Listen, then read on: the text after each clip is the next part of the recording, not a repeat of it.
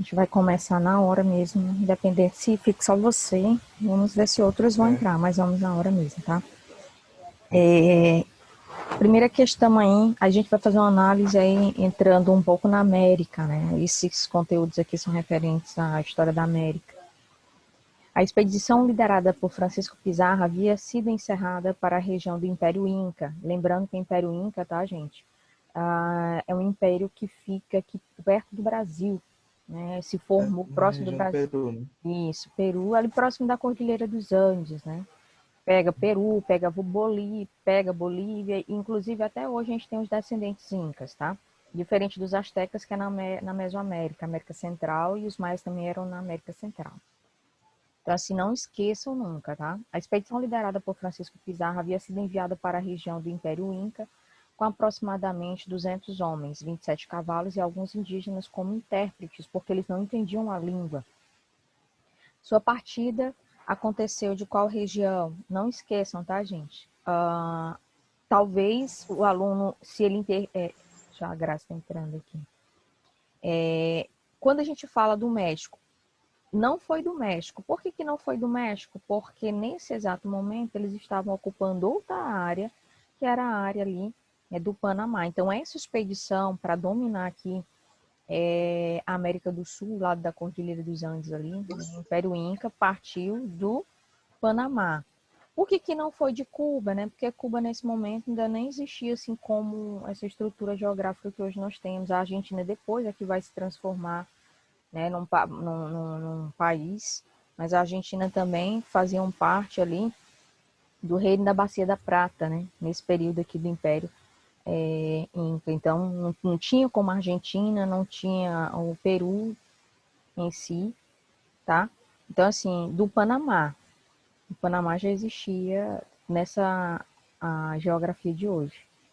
Lembrando, tá, gente, que o Panamá, nessa geografia atual, ele passou por uma nova reformulação no campo geográfico, porque o Panamá pertencia à Colômbia. Não esqueçam disso. E na história da América, desde o processo aí em que os Estados Unidos começou a querer expandir dentro da doutrina Monroe aquele conceito da América para os americanos, os Estados Unidos interveio para que o Panamá conseguisse a independência. Tudo por uma questão econômica, mas o Panamá fazia parte aí, da Colômbia. A Colômbia não ia dar a independência do Panamá. E aí os Estados Unidos, no período da doutrina Monroe, sabe, houve toda aquela pressão e a Colômbia, com medo também dos Estados Unidos, acabou cedendo território. Mas os Estados Unidos ajudou com a intenção de fazer um porto, né, o Canal do Panamá, para que o próprio país, né, o próprio Estados Unidos tivesse a jurisdição desse canal, do Panamá. Ou seja, eu te ajudo, mas em troca tu me dá isso aqui. Então, o Canal do Panamá ficou até a década de 90 sob a jurisdição dos Estados Unidos. E depois de muita luta, né, o Panamá, na OEA, na Organização dos Estados Americanos, conseguiu aí o retorno desse canal para eles. Mas os Estados Unidos ajudou por uma questão financeira, né? Vamos aí. Quando a expedição espanhola chegou aos territórios do Império Inca para iniciar sua conquista, encontraram-no em estado de guerra. E isso contribuiu largamente para consolidar a vitória dos espanhóis. Qual era o motivo da guerra que aconteceu no Império Inca? Gente, vamos aí analisar, né? Os incas estavam em guerras com os aimarais que habitavam as proximidades do Titicaca. Eles não estavam em guerra com essa etnia aqui não, tá? Eles não estavam em guerra com eles aqui não. Os incas estavam em guerra em razão de levantes populares que se iniciaram por causa da escassez de alimento, porque passava a população. O Império Inca não tinha escassez de alimento. Inclusive, gente, levem para vocês o conhecimento, né, que esse Império Inca, eles eram tão inteligentes e guerreiros que eles conseguiram, durante esse período aqui, eles tinham uma técnica de conseguir plantar na base ali da cordilheira. Que o solo, inclusive, aí os geógrafos dizem, né, que é um solo extremamente pedregoso, é difícil até de dar algum tipo de florescer, né, algum tipo de plantação e de prosperar, pois os incas conseguiram fazer essas plantações prosperarem na base da cordilheira, tá? Então eles não passavam essa fome aqui não. Letra C. A guerra acontecia porque os exércitos de Huascar e Atahualpa lutavam entre si para determinar quem seria o novo imperador dos Incas. Aqui o aluno ele tem que analisar. Nenhuma delas aqui, as anteriores, falam sobre a questão de dominação do império, né, por causa do sucessor do Império Inca. E o aluno ele ia só pela lógica, né, para tentar determinar quem seria o novo imperador, porque o grande problema do Império Inca não era a jurisdição, eles tinham um poder bastante centralizado, e nesse poder centralizado, o imperador, né, ele acabava administrando todo o império, que era muito vasto. Então, tinha sempre, quando o imperador morria, tinha sempre aquele problema, quem iria ser seu sucessor? Porque não era questão só de herança, né, questão hereditária. Então, entravam-se em choque para saber quem iria definir. Isso é a história Inca, tá, gente? Então, o Inca é império centralizado. Então, geralmente, as guerras que aconteciam era pela sucessão de quem iria aí assumir depois o comando do império, que era muito grande. Inclusive, pegava esse lado da América do Sul inteiro, tá, gente? Vamos aí. Não é a letra D também, porque a guerra acontecia por causa do Levante, não era por causa de Levante, era por causa justamente só da sucessão. Eles eram muito unidos, tá? Essas guerras geralmente aconteciam quando o imperador falecia, aí ficava aquele problema para quem é que iria suceder, quem é que iria administrar o império, tá? Letra E, a guerra acontecia devido ao levante das classes de sacerdotes. Gente, classes de sacerdotes insatisfeitas com o fechamento de um templo importante em Cusco. Gente, essa questão da classe dos sacerdotes, nessa época que a gente não tem essa classe de sacerdotes. Lembra que no estilo piramidal, classe de sacerdotes está muito ligada aí ao hinduísmo na Índia. E não esqueçam que a capital do Império Inca era Cusco. E a capital do Império Azteca era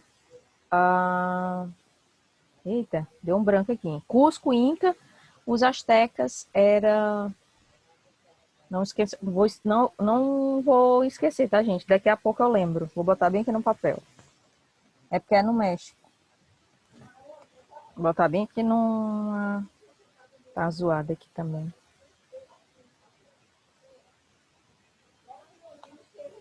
Tá. Então bora lá. Daqui a pouco eu digo pra vocês a capital do Azteca, tá? Pessoal, se vocês escutarem barulho, é porque aqui tá realmente um barulho meio estranho, tá? Então vamos lá, tá? Terceira questão. O processo de independência da América Espanhola foi eminentemente elitista. Porém, a independência do Haiti foi uma exceção. Não esqueçam que a independência do Haiti, gente, essa independência do Haiti, ela ocorreu num processo tão estranho, porque quando os negros no Haiti, né, resolveram promover o processo de independência, eles praticamente dizimaram todos os franceses que existiam dentro do território. E aí, todo o território da América já ficou com medo de acontecer o mesmo levante, porque se acontecesse o mesmo levante, poderia vir aqui, inclusive para o Brasil, os próprios portugueses ficavam com medo, porque aqui, gente, foi um verdadeiro genocídio. A independência do Haiti, ela ocorreu de uma forma tão genocida, porque os haitianos negros eram maioria em relação aos franceses. Os franceses não queriam dar independência. Então, quando eles foram fazer o levante, eles praticamente mataram todos os franceses que estavam dentro do território. Gente, Tecnoticlã, tá? Então, ela se dá um branco mesmo. Tecnoticlã, capital do Império Azteca, tá? Então, assim, a independência do Haiti foi liderada pelos representantes das classes populares. A repercussão da independência do Haiti foi importante para toda a América, porque a partir do momento em que ocorre a independência do Haiti, chegam nos outros países, né, o que tinha acontecido no Haiti, e aqui no Brasil começam as truculências dos portugueses também, porque eles ficavam com medo de no Brasil acontecer as mesmas coisas.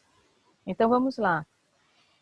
Pois, letra A, concretizou os ideais iluministas de liberdade e igualdade, unindo brancos, negros e mulatos. Pelo contrário, tá, gente? Se fosse para unir branco, pelo contrário, aqui na independência do Haiti, eles fizeram foi matar todos os brancos do território. O Haiti praticamente matou todos os franceses. Então, aqui não houve unidade de brancos. Pode ter tido, sim, unidade entre negros e mulatos, visando o princípio da liberdade e igualdade, mas unindo brancos, não. Letra B, foi liderada por negros escravos e alforros, ou seja, livres, e mulatos que defendiam a igualdade social. Aqui sim, tá, gente? A independência do Haiti teve esse conceito, foi liderada simplesmente por negros, e muitos desses negros já eram alforriados, mas até os escravos participaram, com o ideal de simplesmente expulsar os franceses do território. Então aqui a gente já percebe A letra B está correta, né?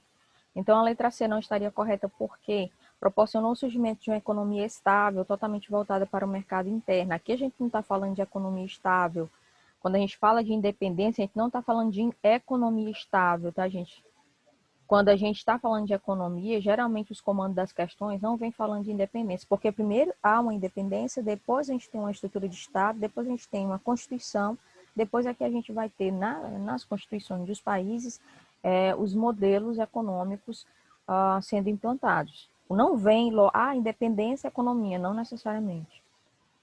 Letra D, representou a primeira experiência socialista adotando igualdade social e econômica. Gente, nós estamos falando num período em que nós estamos bem aqui, ó, na Idade Moderna.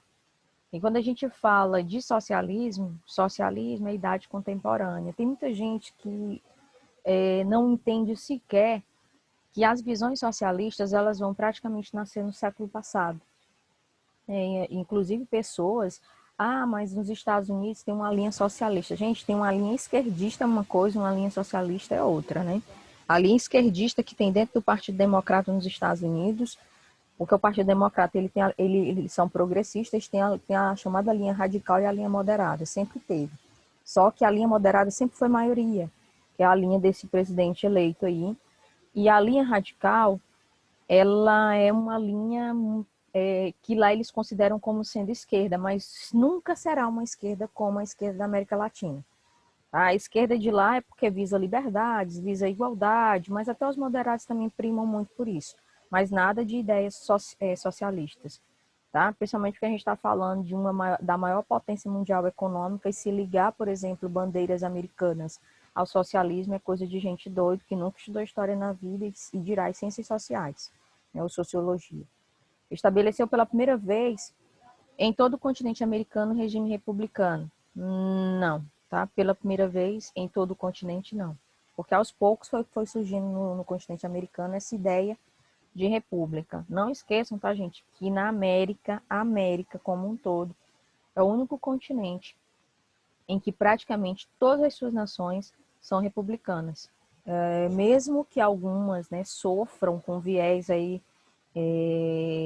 totalitário, porque realmente a gente tem alguns viés totalitários em alguns países da América, principalmente na América Latina e na América Central a gente tem a Nicarágua, a gente tem uns viés republicanos meio totalitaristas hoje, né? A gente tem o Brasil, que infelizmente vive essa linha, nós temos a Nicarágua, nós temos a Bolívia, que tem mudado, né, com a eleição atualmente, mas que vivia esse fenômeno. Então, a gente tem uma série de problemas relacionados a regimes republicanos que muitas vezes saltam aos olhos desse conceito de igualdade social.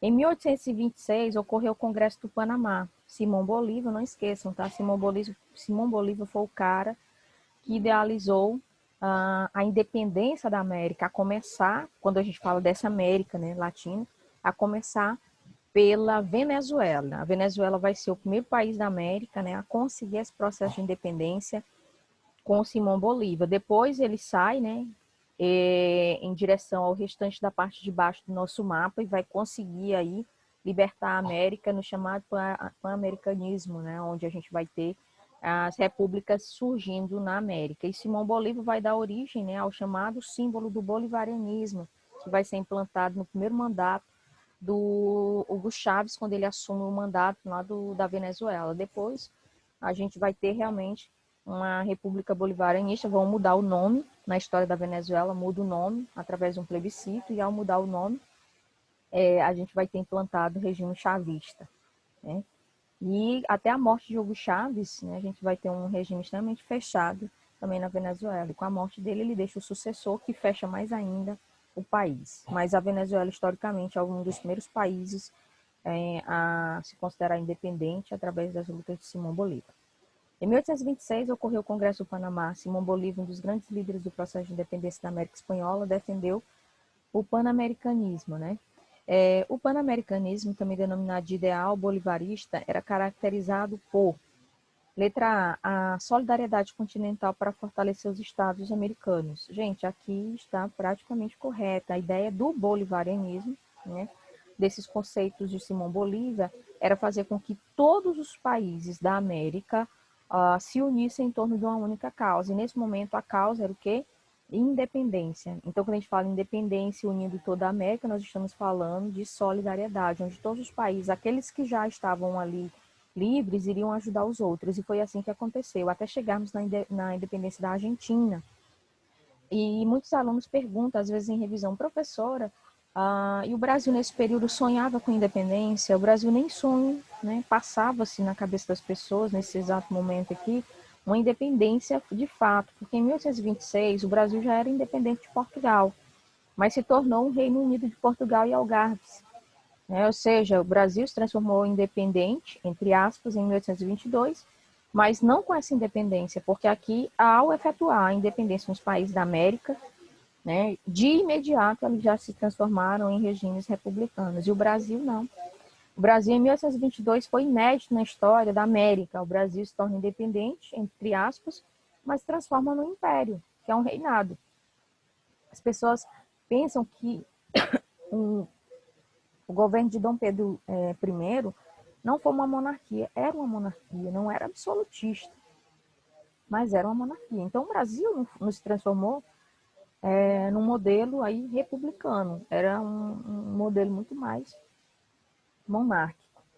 Então, solidariedade continental para fortalecer os Estados americanos. Isso ocorreu ao ponto de a gente ter independência sendo idealizada em quase toda a América Hispânica. A letra A já está correta, né? Não seria a letra B, por quê? Unificação econômica para preservar a cultura dos povos pré-colombianos. Gente, ideal bolivarista não tratava desses conceitos de unificação econômica, tratava dos conceitos de independência e solidariedade entre as nações, e não na questão aí da unificação econômica para preservar a cultura dos povos, principalmente porque esses povos aqui, diferente dos nossos, preservam as culturas até hoje. Quem anda na Bolívia, quem anda no Peru, quem anda no Equador, inclusive até a fisionomia dessas pessoas são próximas, né? O brasileiro não, o brasileiro é muito miscigenado. O brasileiro, você dificilmente olha para o rostinho de um, tá olhando todos, mas se você for no Peru, eles têm uma similaridade muito grande, for no Peru, por exemplo, na Bolívia, no Equador, eles são muito próximos. A imagem dele, né, o perfil deles são bem próximos. E a cultura é bastante preservada. Letra C, aliança econômica com a abolição de tarifas para o comércio latino-americano. Volto a dizer, o bolivarista, né, o bolivarismo, que eles chamam, o bolivarianismo vai ser a derivância, né, que o Hugo Chávez vai usar na Venezuela. O regime bolivarista de Simão Bolívar era caracterizado pela unificação desses povos. Então vamos aqui. D, formação de uma aliança militar para consolidar a independência dos países americanos. Aqui até poderia a gente analisar como também estando na rota de ser certa, só que não foi feita essa aliança militar, porque os exércitos eram autônomos de cada país, né? Porque não eram independentes, mas cada país tinha o seu, então não tinha que formar uma aliança militar para ter um único exército, não. Todos os países aí tinham seus próprios exércitos. Letra A, aliança comercial entre os países latino-americanos e os Estados Unidos. Nada a ver, tá, gente? A gente está falando de América Hispânica, não estamos falando de América Inglesa, Estados Unidos e América Inglesa. Então, aí a letra correta, a letra A. A gente tem aí a quinta questão, tratando um pouco do fenômeno econômico, né, e o desenvolvimento do chamado campo de telefonia. Eu não lembro, acho que eu já coloquei essa questão para vocês. Mas vamos lá, tá? A rede telefônica, principalmente aí analisando os locais mais distantes do nosso globo, né, e do nosso mapa brasileiro, especificamente aqui no Brasil, porque quando a gente fala de rede telefônica no Brasil, a gente está falando de um fenômeno que surge após a privatização na geopolítica nacional do setor de telefonia pelo Fernando Henrique Cardoso, no mandato dele. Então, as telefonias passam por uma aceleração de crescimento, e nessa aceleração de crescimento a gente vai ter a chegada, né, posteriormente, dos telefones móveis, que eram gigantões, que não eram esses de hoje, né, que praticamente são computadores, praticamente não, são computadores de bordo. Então, assim, e quando a gente fala dessa telefonia, a tecnologia chegou até mesmo nos locais mais afastados, como no Amazonas, né? E aí vamos lá, tá? Em breve já poderá o Brasil esticar as canelas sem receio de não ser ouvido dos pés à cabeça, né? Preste atenção na imagem. Olha o cara aí, ó o modelo de telefone dele aí, antigo.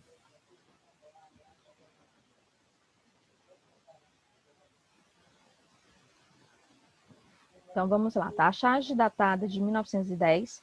1910 nós estamos às vésperas da Primeira Guerra Mundial, tá? Ao retratar a implantação da rede telefônica no Brasil, indica que esta, letra A, permitir aos índios se apropriarem da telefonia móvel. A gente aqui não está falando da telefonia móvel. Eu apenas expliquei, né, que essa rede telefônica, falando um pouco da geopolítica das privatizações no Brasil, essa rede telefônica ela passou por um sistema de modernização a partir do momento da privatização da telefonia até chegar à móvel. Mas aqui nós estamos falando, respectivamente, de 1910. Nós não estamos falando da década de 90, quando o Fernando Henrique assumiu que privatizou a telefonia. E olha o desenho, lá no Enem, gente, preste atenção nas imagens. Aqui, ó, preste atenção como é que ele tenta se comunicar. Segurando o cabo aí, né? Aí tem fios, cabos, para tentar manter comunicação. Era uma comunicação que com certeza vocês já estão percebendo pela imagem que não era móvel. Porque móvel é uma telefonia que vem praticamente no período justamente da privatização. Permitir aos índios se apropriarem da telefonia móvel. Só que não, 1910, tá, gente? Ampliaria o contato entre a diversidade de povos indígenas. Gente, ampliaria o contato entre a diversidade. Será que tinha como ampliar o contato? Será que todos os nativos de determinadas regiões brasileiras tinham esse modelo aqui de comunicação? Porque quando eu digo aí ampliar, está subentendido. Eu tenho como ampliar porque todo mundo tem a mesma coisa que eu tenho. E aqui não é bem assim que a gente analisa, tá? Letra C, faria comunicação sem ruídos entre grupos sociais distintos. Será que esses nativos aqui tinham como, nesse período aqui, manter comunicação com outros povos diferentes, né? Será que com esse modelo de comunicação eles chegavam a negros, mulatos, nordestinos, quem mais? Pessoas do sul, sulistas, a galera do sudeste, será que eles conseguiriam, né, manter essa comunicação, né, através dessa comunicação sem ruídos? Será que não tinha ruídos? Era uma comunicação plena, né? Será que esse modelo de ligação aqui as pessoas escutavam plenamente? Se hoje, gente, com a nossa tecnologia, às vezes as ligações elas têm ruídos, às vezes a gente está bem aqui gravando, tem uma televisão ligada, por exemplo, aqui na sala da minha casa. Às vezes o ruído chega aqui, para mim chega o ruído, imagina numa ligação. Se você tiver um barulho, você escuta também. Então, nem sempre as ligações elas são sem ruídos, não. Mas tem falhas. E aí, letra D, restringiria sua área de atendimento aos estados do norte do país. Restringiria sua área de atendimento. Será que o modelo de comunicação vai restringir? Modelos de comunicação não restringem. Eles tentam aglutinar. Modelos de comunicação, eles aglomeram e começa a partir desses modelos antigos de comunicação. Né? Eles aglutinam. Como é que eles aglutinam? Através da comunicação. Mesmo sendo uma comunicação precária, as pessoas ligavam umas para as outras para saber o que estava acontecendo, como elas estavam. Hoje é tudo em tempo real, né? Aqui era um pouco mais precário. Então, a letra E aí seria correta, possibilitaria a integração das diferentes regiões do território nacional. Só que quando a gente analisa, né, a gente tem que averiguar que essa rede de telefonia, ela só foi implantada nessa época, nesse modelo aqui, porque era a única coisa que nós tínhamos. Então, essa rede telefônica, ela só permitia a integração entre as diferentes regiões. Aqui não tem internet, aqui não tem WhatsApp, aqui não tem esses modelos que hoje nós temos. Então, quando essa telefonia ela surge no Brasil, ela surge aqui, gente, somente para fazer esse processo de interligação com as demais regiões, como também quando surge a questão das redes de transmissões de telefonia também, redes de transmissões de rádio, que também vai surgir aqui, e também quando surgem as redes de transmissões energéticas, através aí das chamadas usinas e cabeamento de redes. Eles vão integrar as diversas regiões, e aí na década de 90 nós vamos ter na geopolítica, não foi nem na década de 90, já no mandato do Lula a gente vai ter um grande apagão do setor energético no Brasil, que foi considerado na história o maior fiasco. Por quê? Porque porque o Brasil tinha investido muito pouco no setor energético, e essa integração não foi só no campo da comunicação, né? Na questão da telefonia, foi no campo da comunicação, no campo da energia, porque todas as regiões precisam se interligar. Hoje elas se interligam até pela questão aí dos transportes, né? A questão da NTT e também a questão também das BRs se interligam. Então, todo o país precisa ter integração das diferentes regiões, não só na telecomunicação, não, tá? Até no campo energético. Se você pegar, gente, analisar as linhas de integração da Archesf, nossa aqui, né, para quem mora na Zona Sul, vê que tem uma Archesf ali. Ela é um distrito de distribuição. Quando você analisa as torres de transmissão da Archesf, aquelas torres de transmissão, elas não surgem aqui no Piauí, elas já vêm do São Francisco, são torres gigantescas que geram milhares de quilowatts de energia até chegar na gente. Então, a gente tem aquelas centrais de distribuição que vão para as centrais aí da Equatorial, e da Equatorial ela faz a distribuição em menores quilowatts, né, que chegam nas nossas residências entre 110 quilowatts a 220, não, 110 volts a 220 volts. Quando ela está mais fraca, ela chega acima de 110. Mas aqui no Piauí, geralmente em Teresina, é para ter 210, né? Por isso que agora todos os equipamentos aqui que são vendidos em Teresina, eles são bivolts, inclusive os computadores. Porque antes a energia aqui chegava sempre a 220 volts, e hoje ela não chega. Ela oscila muito, principalmente a energia da Zona Sul, não chega a 220 volts. Então vamos lá, tá, gente? Sexta questão. A formação dos estados foi certamente distinta da Europa, na América Latina, na África e na Ásia. Os estados atuais, em especial na América Latina, onde as instituições das populações locais existentes à época da conquista ou foram eliminadas, como no caso do México e do Peru, ou eram frágeis, como no caso do Brasil, são o resultado em geral da evolução do transplante de instituições europeias feito pelas metrópoles para suas colônias. Na África, as colônias tiveram fronteiras arbitrariamente traçadas, separando etnias. Isso aqui foi o grande problema da África, tá? Separando etnias, idiomas e tradições que mais tarde sobreviveram ao processo de descolonização, dando razão para conflitos que muitas vezes têm sua verdadeira origem em disputas para exploração de recursos naturais. Gente, o que fizeram no período do neocolonialismo na África e na Ásia destruíram quase todas as nações. Porque mesmo após o pan-africanismo e o pan-arabismo, principalmente na África com o pan-africanismo que conseguiram as independências, os países viraram, em sua maioria, países destratificados, intolerantes a nível de religião, intolerantes, né, na questão mesmo republicana, os países passaram a viver ditaduras e vem até os dias atuais. Ou seja, né, quando os países foram lá ratear o continente africano e o asiático, e quando eles saíram à força, né, deixaram, além do rastro de miséria, deixaram a geopolítica dos países em destroço, né? A gente percebe que o continente africano, alguns países têm independência geral, né? São democráticos, outros não, e vivem disputas terríveis até hoje, tá? Na Ásia, a colonização europeia se fez, né, de forma mais indireta e encontrou sistemas políticos e administrativos mais sofisticados, aos quais se superpôs. Hoje, aquelas formas anteriores de organização, ou pelo menos seu espírito, sobrevivem nas organizações políticas de Estado asiático.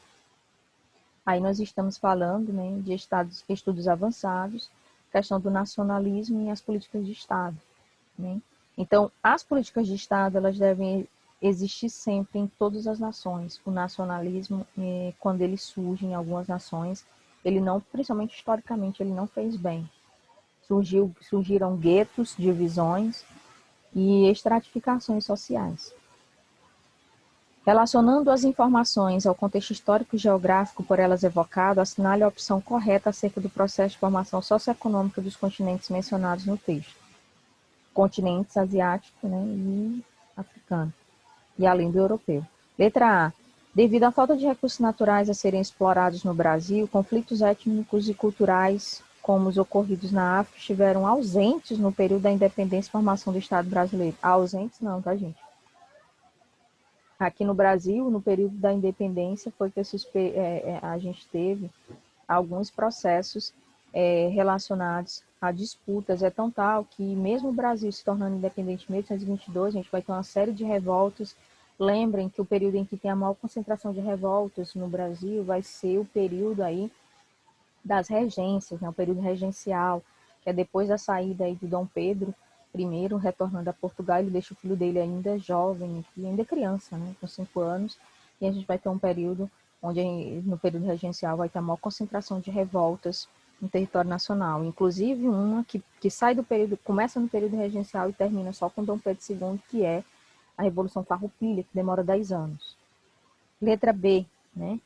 A maior distinção entre os processos históricos formativos dos continentes citados é a que se estabelece entre o colonizador e colonizado, ou seja, entre a Europa e os demais. Gente, aqui a única coisa que vai distinguir os processos,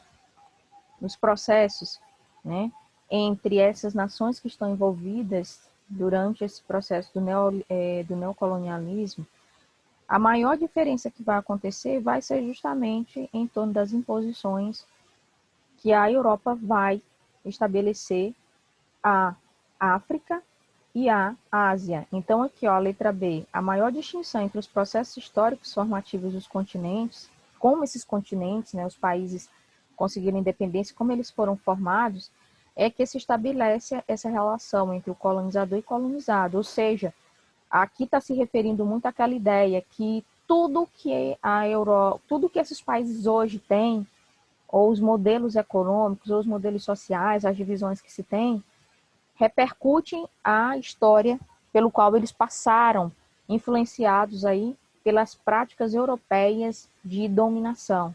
Como também nós, muito do comportamento do brasileiro também é explicado, não justificado, tá, gente? Existe uma diferença, é justificado pelo nosso modelo de colonização. Aqui também não é diferente, não. Então, a letra B é a correta. Letra C, a época das conquistas, né? A América Latina, a África e a Ásia tinham sistemas políticos e administrativos muito mais sofisticados que aqueles que eles foram impostos pelo colonizador, só que não. Quando a gente fala de Brasil, né, gente? Quando a gente fala de América Latina, quando eu falo América Latina, está subentendido todos os países da América Latina. Quando eu falo da África e Ásia, todos os países. Então, alguns países tinham modelos mais sofisticados e outros não. Por exemplo, a América Latina. O modelo do Brasil não era mais sofisticado do que o do colonizador. A forma como as nossas tribos viviam não tinham vamos dizer assim, uma pessoa para liderar, no sentido geral, né? Cada tribo tinha o seu líder. Na América Latina, quando a gente vai para os incas tinham um imperador inca para coordenar todo o Império Inca. Então, a política inca era mais democrática e, ao mesmo tempo, era mais sofisticada. A política dos astecas também.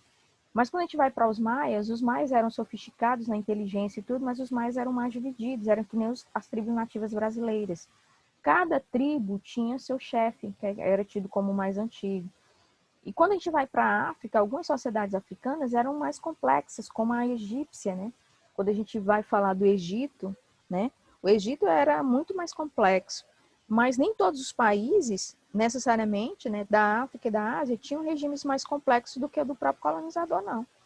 Tinham países que nem regimes complexos tinham, nem regimes de administração tinha, viviam ainda em complexo aí de reinados, principalmente na África. Vamos aí, tá, gente? A D. Comparadas ao México e ao Peru, as instituições brasileiras, por terem sido eliminadas à época da conquista, sofreram mais influência dos modelos institucionais europeus. Aqui, gente, quando a gente analisa, né, as instituições brasileiras, por terem sido eliminadas, desde quando, na época do processo colonial, as instituições brasileiras foram eliminadas, a gente não tinha nem instituição. O Brasil era extremamente atrasado, tá, gente? Instituições brasileiras. Quando a gente fala em instituições, gente, é muito mais recente, é algo já do período aí da independência. Instituições brasileiras, por terem sido eliminadas à época da conquista, ou seja, do período da colonização. A gente não tinha instituição aqui. As instituições brasileiras vão começar a nascer no período ainda das capitanias hereditárias, nos governos gerais, principalmente com a administração de Tomé de Souza. O Peru, sim, tinha administrações por conta do Império Inca, que era extremamente organizado. O México, por causa dos astecas, também tinha organização política. O Brasil não tinha, gente. Nós vivíamos em regimes de aldeamentos. A gente tinha tribos aqui. Letra é aí, o modelo histórico da formação do Estado asiático equipara-se ao brasileiro, pois em ambos se manteve o espírito das formas de organização anteriores à conquista. Não, a Ásia evoluiu. Tanto evoluiu que a gente tem a China. A gente está falando da Ásia, é só o aluno prestar atenção. A gente tem o modelo da China, pelo contrário, gente.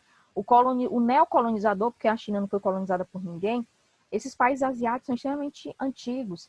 Então, quando houve um processo de tentar dominar a China, tanto pelos britânicos quanto pelos japoneses, essa China aqui já existia há centenas de anos, há milhares de anos.